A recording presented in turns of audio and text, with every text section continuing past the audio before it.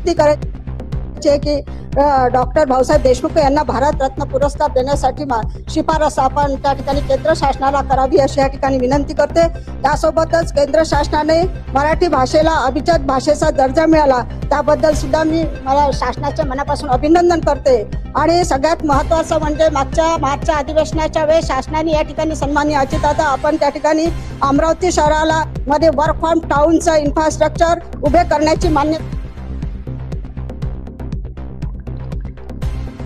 दिली होती, परंतु आता याला आपल्याला चालना द्यायची गरज आहे। कारण आमच्या अमरावती विभागामध्ये अमरावती शहरामध्ये अनेक या ठिकाणी इंजिनिअरिंग कॉलेज आहे, त्या ठिकाणी अनेक कॉलेज आहे, त्या ठिकाणी हजारो विद्यार्थी त्या ठिकाणी इंजिनियर होऊन डिप्लोमा होऊन आणि कॉलेजच्या त्या ठिकाणी असणे ग्रॅज्युएट पोस्ट ग्रॅज्युएट होऊन मुलं होतात, पण त्यांना रोजगार मिळत नाही, त्यांना पुन्हा मुंबई किंवा महाराष्ट्राच्या बाहेर नोकरीसाठी जावं लागते। म्हणून मला या ठिकाणी शासनाला विनंती आहे की इंजिनिअरिंग कॉलेजची 125 एकर जागा आहे, आज इंजिनिअरिंग कॉलेज त्यामध्ये चांगल्या पद्धतीने चालत आहे, ती जागा जास्त असल्यामुळे त्या ठिकाणी आपण शासनाने ती ताब्यात घ्यावी त्याचा प्रस्ताव मी आपण आपल्याकडे दिलेला आहे। आणि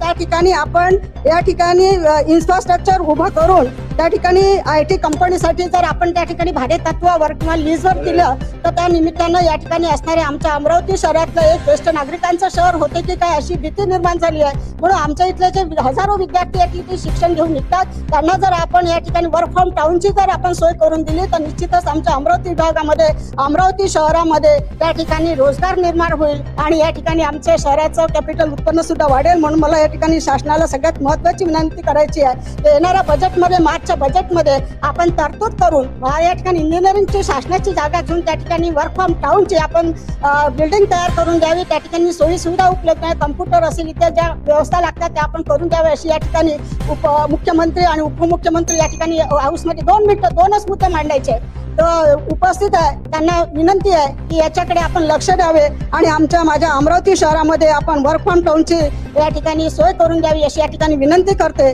त्यासोबतच शासनाचं मी अभिनंदन करते की मुख्यमंत्री माझी लाडकी बहीण योजना आपण लागू केली, त्यांना आपण 1500हून 2100 देणार आहे। आता डिसेंबर महिना संपत आलाय ते आपण लवकरात लवकर 2100 द्यावे, परंतु त्यासोबतच संजय गांधी योजना असेल, श्रावणबाळ योजना असेल, कारण आपण एका व्यक्तीला एकच योजना देतो म्हणून संजय गांधी योजना असेल किंवा श्रावणबाळ योजना असेल यांना सुद्धा आपण 2100 रुपये करावा अशी या ठिकाणी विनंती कर। राज्यातील माझ्या लाडक्या बहिणींना मिळणार रिटर्न गिफ्ट। महाराष्ट्र विधानसभा निवडणुकीचे निकाल जवळपास स्पष्ट झाले असून महायुती आघाडीला बहुमत मिळाले आणि भाजप राज्यात सर्वात मोठा पक्ष ठरला। महाराष्ट्र विधानसभा निवडणूक निकालानंतर राज्यातील महिला सर्वाधिक खुश असतील, कारण आता लाडकी बहीण योजनेतील रक्कम वाढणार आहे। निवडणुकीपूर्वीच महायुतीच्या जाहीरनाम्यात याबाबत उल्लेख होता। तर मी माझ्या लाडकी बहिणींना सांगून इच्छितो, सन 2019च्या निवडणुकीच्या तुलनेत महिलांचा मतटक्का वाढला। लाडकी बहिणी योजनेचा पुढील हप्ता कधी मिळणार हे सर्व माझ्या लाडकी बहिणींना विचार पडला असेल। सध्या महाराष्ट्र शासनाच्या माझी लाडकी बहीण योजनेअंतर्गत महिलांना दर महिना 1500 रुपये आर्थिक मदत दिली जात होती, तर जाहीरनाम्यात 1500 रुपये रक्कम तर 600 रुपयाची वाढवून 600 रुपये वाढवून 2100 रुपये करण्यात येणार असण्याचे आश्वासन देण्यात आले होते। अशा स्थितीत आता पुन्हा महायुती आघाडीचे सरकार स्थापन होणार असल्यामुळे लाडकी बहीण योजनेतील लाभही वाढणार आहे। तर आपल्या सर्वांना माहितीच आहे, आता सुरुवात झाली आहे अधिवेशनामध्ये विविध प्रकारच्या योजना ह्या आपल्या मुख्यमंत्री साहेब एकनाथ शिंदे हे सांगत आहे आणि जशा काही नवीन नवीन योजना झाला किंवा आपले जे आमदार आहेत ते आपल्या विभागामार्फत ज्या समस्या आहेत त्यांचे निवारण ही ते करत आहेत। तुमच्या जर भागामध्ये एक काही समस्या असेल तर आमदार असेल तर कुठल्याही समस्या आणि तुमच्या जर भागामध्ये एखादी कोणती समस्या असेल तर जवळपास तुमचा आमदार असेल तर त्या समस्या आपल्या आमदार हे निवारण करतील, कारण अधिवेशन सुरू असताना हे मुद्दे अधिवेशनामध्ये मांडले गेले आहेत। त्यानंतर जे निवारण ते सुद्धा करण्यात येतील। आता राहिला प्रश्न लाडक्या बहिणीचा, तर लाडकी बहीण योजनेचे पैसे लवकरात लवकर देण्यात यावे यासाठी विविध मुद्दे मांडण्यात आले आहेत आणि त्यांचा जो ठराव आहे तो सुद्धा मंजूर झालेला आहे.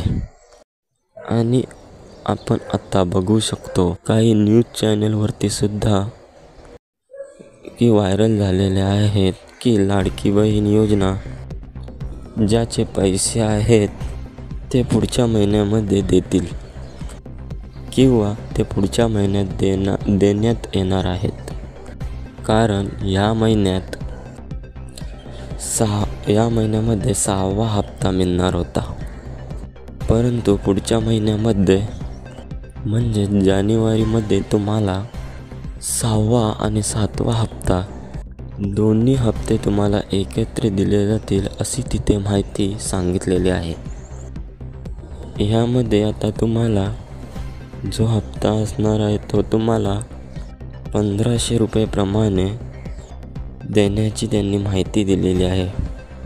परंतु आपण बघू शकता की विविध आमदारांनी जो अधिवेशनामध्ये मुद्दा मांडला आहे, तुम्ही लाडक्या बहिणींना सांगितलं होते की 1500 रुपयावरून 2100 रुपये हप्ता करण्यात येईल. तर तुम्ही तो पैसे आहेत ते 1500 रुपये प्रमाणे न देता 2100 रुपये प्रमाणे देण्यात यावे असे अधिवेशनात सांगितले गेले आहे. अशी सुद्धा माहिती अधिवेशनामध्ये सांगितलेली आहे. कारण आपण बघू शकता की आता माहिती समोर येत आहे की दोन्ही हप्ते मकर संक्रांतीच्या आधी म्हणजेच मकर संक्रांतीलाच तुम्ही समजू शकता तुम्हाला 3000 रुपये तुमच्या बँक खात्यामध्ये येतील अशी सुद्धा मुख्यमंत्र्यांकडून माहिती मिळालेली आहे. परंतु हे हप्ते जे 2 हप्ते आहेत ते 3000 रुपये न मिळता 42 रुपये मिळावे अशी सर्व लाडक्या बहिणींची अपेक्षा आहे. आणि विविध आमदार आहेत यांच्या सहकार्याने होणार आहे. कारण 2100 रुपये प्रमाणे आपण हप्ता बघितला तर 6वा आणि 7वा दोन्ही हप्ते धरून 4200 रुपये हे तुम्हाला बँक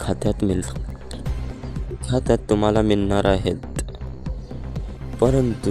परंतु तसं न होता आम्ही तुम्हाला 3000 रुपये देऊ अशी माहिती सुद्धा आमदार मुख्यमंत्री यांनी दिलेली आहे. तर यावरती एक टीका सुद्धा होत आहे. आपण उद्धवजी ठाकरे यांना बघून उद्धवजी ठाकरे यांनी सुद्धा मागणी केली होती की तुम्ही लाडकी बहिणींना जो शब्द दिला होता, जे तुम्ही वचन दिले होते ते वचन तुम्हाला पूर्ण करण्यात यावे असे उद्धवजी ठाकरे बोलले आहेत. तर लाडक्या बहिणी ते त्यांच्या हप्त्याचे आतुरतेने वाट बघत आहेत आणि वारंवार ते न्यूज बघत आहेत की आमचे पैसे आता येतील, उद्या येतील. परंतु ते अद्यापही ते पैसे तुम्ही अजूनही जमा केलेले नाही. तर लवकरात लवकर त्यांच्या खात्यावरती तुम्ही पैसे जमा करण्यात यावे आणि जे पैसे आहेत ते तुम्ही 1500 रुपये देऊ नका तर 2100 रुपये द्या. कारण तुम्ही तशी ती मागणी सुद्धा केली होती आणि निवडणुकींपूर्वी तुम्ही त्यांना आश्वासन दिले होते की तुम्हाला 1500 रुपये किंवा 2100 रुपये बँक खात्यामध्ये येतील असे सांगितले होते. तर यामुळेच तुमची विजय आहे तो सुद्धा झालेला आहे आणि चांगल्या मताने तुम्ही विजयी झालेले आहात. आत्ता मात्र तुम्ही त्यांचा शब्द मोडलेला आहे आणि तुम्ही असे करू नका. कारण पुढच्या निवडणुकीत तुम्हाला जो धक्का आहे तो चांगल्या प्रकारे पडू शकतो. त्यामुळे लाडक्या बहिणींना तुम्ही जी आश्वासनं दिली होती ती पूर्ण करा आणि त्यांच्या खात्यावरती लवकरात लवकर तुम्ही ते हप्ते आणि जे पैसे आहेत ते 2100 रुपये 2100 प्रमाणेच दिले पाहिजे.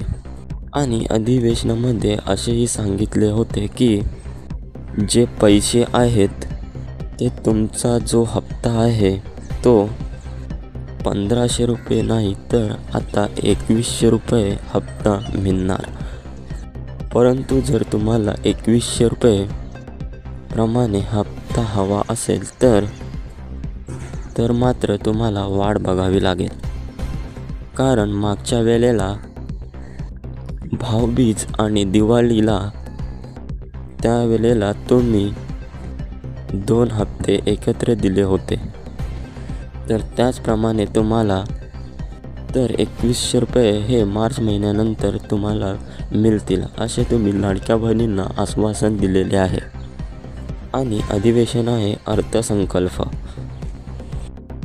ह्यामध्ये जो ठराव मांडण्यात येईल त्यामध्ये तुम्हाला 2100 रुपये देऊ असे तुम्ही सांगितलेले आहे.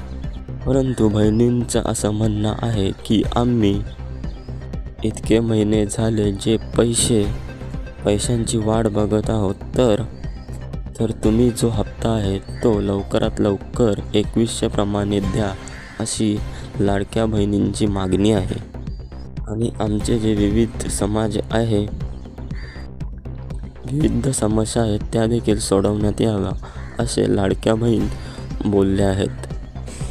जसं राज्यामध्ये येणाऱ्या नवीन योजना आणि जे राहिलेल्या बहिणींचे पैसे आहेत ते सुद्धा तुम्ही लवकरात लवकर त्यांच्या खात्यावरती जमा करा. जे काही महिलांना अपूर्ण हप्ते हे मिळालेले आहेत ते अपूर्ण हप्तेही त्या महिलांनी पूर्ण द्यावे असे सांगितलेले आहे. ज्या बहिणी अजूनपर्यंत फॉर्म भरले नाही आहेत त्यांनासुद्धा नवीन ऑप्शन देण्यात यावे म्हणजेच टोटल सुरू करण्यात यावीत अशी मागणी केली आहे. आणि त्यामार्फत त्यांचे नवीन फॉर्म्स भरण्यात यावेत अशी सुद्धा मागणी आहे. तर लवकरात लवकर ही मागणी पूर्ण करण्यात यावी अशी लाडक्या बहिणींची कळकळीची विनंती आहे. आणि अशाच लाडक्या बहिणींच्या व्हिडिओसाठी माझ्या मराठी न्यूज नेटवर्क यूट्यूब चॅनलला सबस्क्राईब करायला विसरू नका.